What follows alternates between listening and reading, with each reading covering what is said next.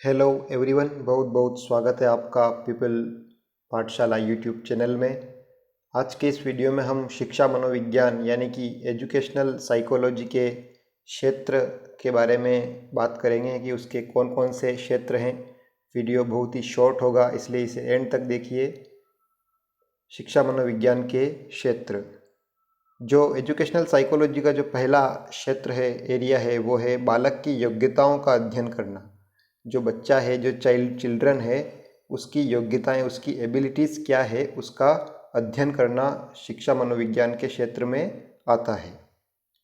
दूसरा है बालक की रुचियों और अरुचियों का अध्ययन। बालक की जो रुचियां हैं, उसके क्या क्या लाइक्स है, उसके क्या क्या डिसलाइक्स हैं, वो क्या चाहता है, क्या पसंद करता है और क्या पसंद नहीं करता है, इसका अध्ययन करना भी शिक्षा मनोविज्ञान के अंतर्गत आता है। बालक के वंशानुक्रम और वातावरण का अध्ययन।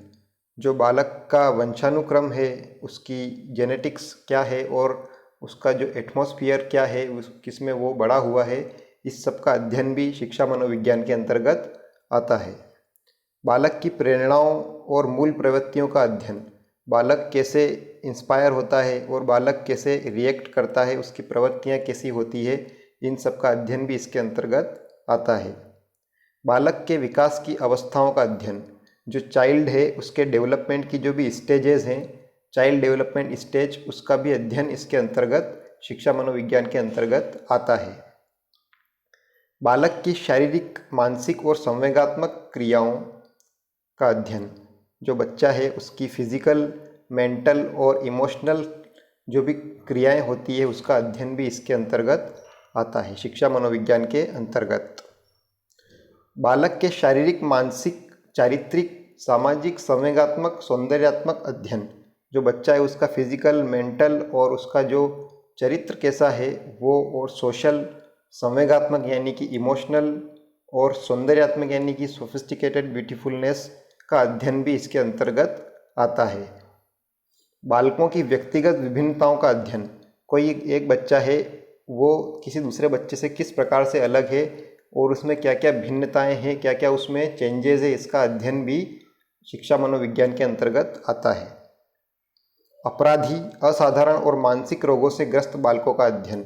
जो अपराधी बालक होते हैं, असाधारण फिनोमिनल बालक होते हैं और किसी मेंटल सिकनेस से जो ग्रसित बालक होते हैं, उसका अध्ययन भी एजुकेशनल साइकोलॉजी के क्षेत्र में आता है।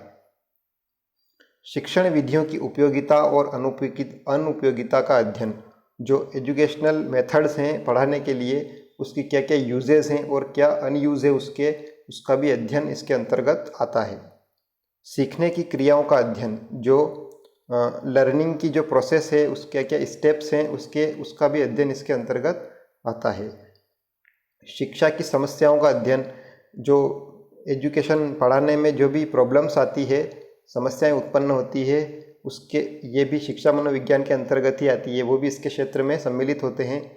और शिक्षा के उद्देश्यों और उनके प्राप्त करने की विधियों का अध्ययन।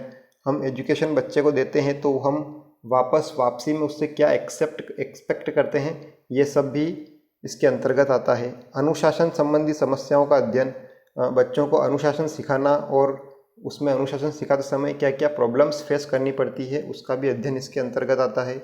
पाठ्यक्रम निर्माण से संबंधित अध्ययन। जो भी करिकुलम जो बनाते हैं और उसको कैसे बच्चा उसको एडॉप्ट करता है, कैसे समझता है, उन सभी बातों का अध्ययन भी शिक्षा मनोविज्ञान के क्षेत्र के अंतर्गत आता है। तो ये थे 15 शिक्षा मनोविज्ञान के क्षेत्र।